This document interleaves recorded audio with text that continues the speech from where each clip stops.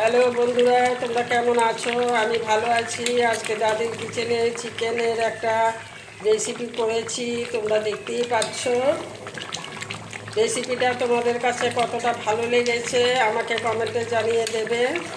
আশা করব রেসিপিটা তোমাদের কাছে ভালোই লাগবে। আজকে চিকেনটা কিভাবে রান্না করেছি চলো রান্নাঘরে তোমাদের দেখিয়ে দিচ্ছি। প্রথমে চিকেনটাতে আমি অল্প কিছুটা হলুদ গুঁড়ো দিয়ে দিচ্ছি।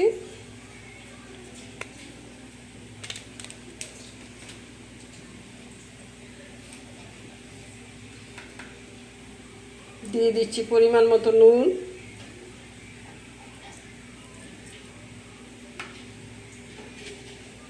একটু লেবু চিপে দিচ্ছি, দিয়ে এটাকে ম্যারিনেট করে রাখবো।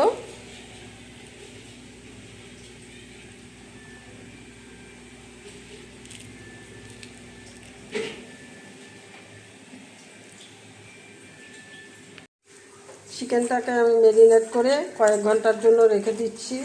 হলুদ, নুন আর লেবুর রসটা দিয়ে আমি এটা ম্যারিনেট করেছি। এখন ঢেকে রেখে দেব কিছুক্ষণের জন্য।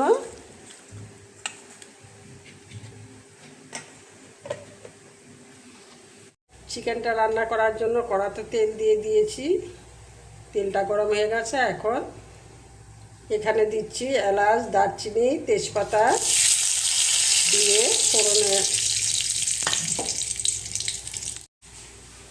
ফোড়নটা আমার দেওয়া হয়ে গেছে। এখন দিয়ে দিচ্ছি পেঁয়াজ কুচি। পেঁয়াজটা আমি একটু লাল লাল করে ভেজে নেব।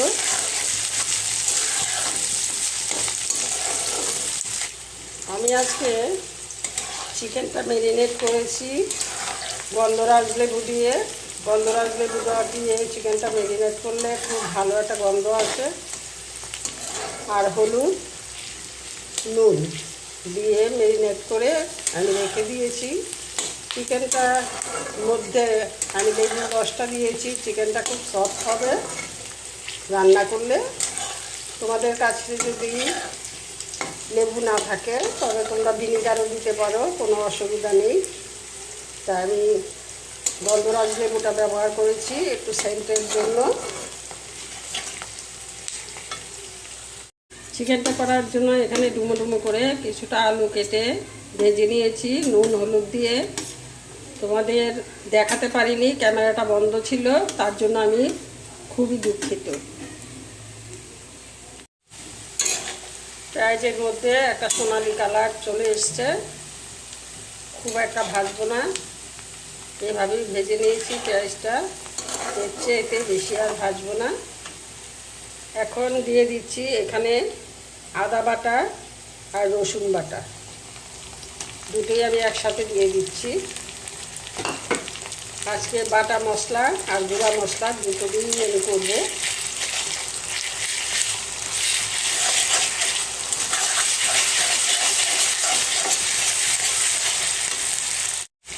আদা রসুনের গন্ধটা চলে গেছে, ভাজা ভাজা হয়ে গেছে। এখন দিয়ে দিচ্ছি গুঁড়ো মশলা।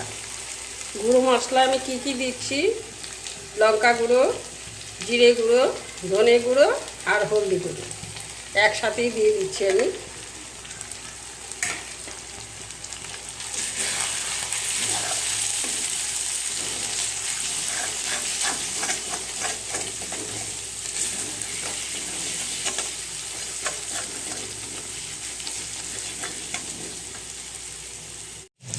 যেহেতু আমি গুঁড়ো মশলা ব্যবহার করেছি তার জন্য কিছুটা জল দিয়ে দিচ্ছি।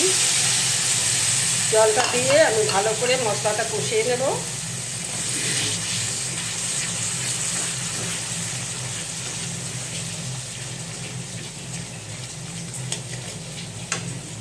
মশলা থেকে তেল ছাড়তে শুরু করেছে। এখন আমি ম্যারিনেট করে রেখেছিলাম যে চিকেনটা, সেই চিকেনটা আমি দিয়ে দিচ্ছি। দিয়ে খুব ভালো করে মশলার সাথে মাখিয়ে নেব।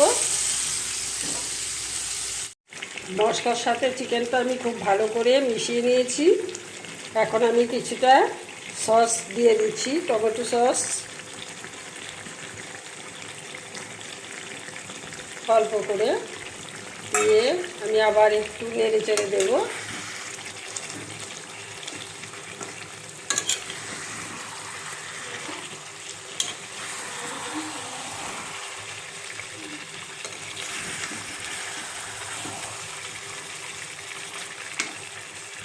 এখন দিয়ে দিচ্ছি 4টে কাঁচা লঙ্কা,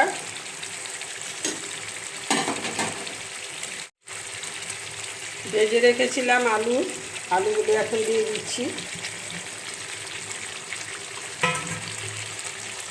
দিয়ে একটু নেড়ে দিচ্ছি।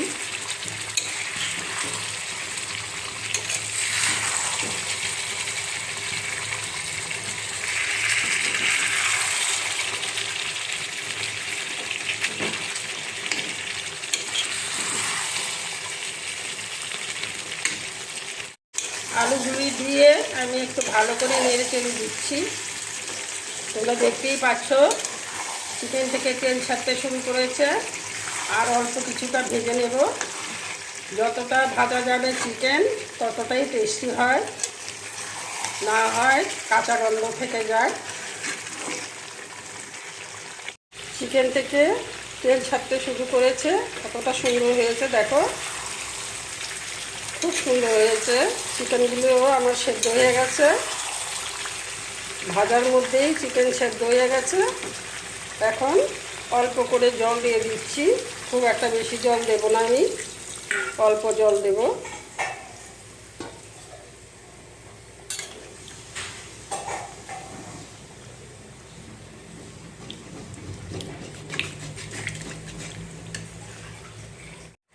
চিকেনের কালারটা দেখো কতটা সুন্দর হয়েছে। তার মধ্যে আবার গন্ধরাজ লেবুর রস দিয়ে ম্যারিনেট করেছিলাম, তাতে গন্ধটা আরও সুন্দর বেরোচ্ছে। মনে হচ্ছে এক থালা ভাত নিমিষে শেষ হয়ে যাবে। আশা করব এইভাবে একটিবার চিকেন রান্না করে খেয়ে দেখবে, দারুণ হয় খেতে। না খেলে বুঝতে পারবে না। অনেকে অনেকভাবে চিকেন রান্না করো, আজকে আমি এইভাবে রান্না করেছি। এইভাবে তোমরা একটিবার খেয়ে দেখো দাদির কিচেনের রান্নাটা কেমন হয়েছে। অল্প কিছুটা সময় আমি ফুটিয়ে নিচ্ছি, ফুটিয়ে ঝোলটা আর একটু শুকিয়ে নেব।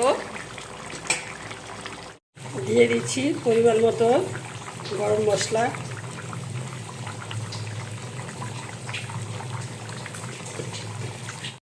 চিকেনটা দেখেই বুঝতে পারছো কতটা লোভনীয় হয়েছিল আর কতটা টেস্টি হয়েছিল। এক থালা ভাত নিমিষে শেষ হয়ে যাবে। চিকেন রেসিপিটা দেখার জন্য তোমাদের আমন্ত্রণ রইল দাদির কিচেনে। তোমরা চিকেন রেসিপিটা দেখবে, দেখে তোমাদের কাছে কেমন লেগেছে আমাকে কমেন্টে জানিয়ে দেবে। আজকের রেসিপিটা এখানেই শেষ করছি। তোমরা ভালো থেকো, সুস্থ থেকো। আর বেশি ঝোলটা আমি শুকোবো না, এখন নামিয়ে নেব।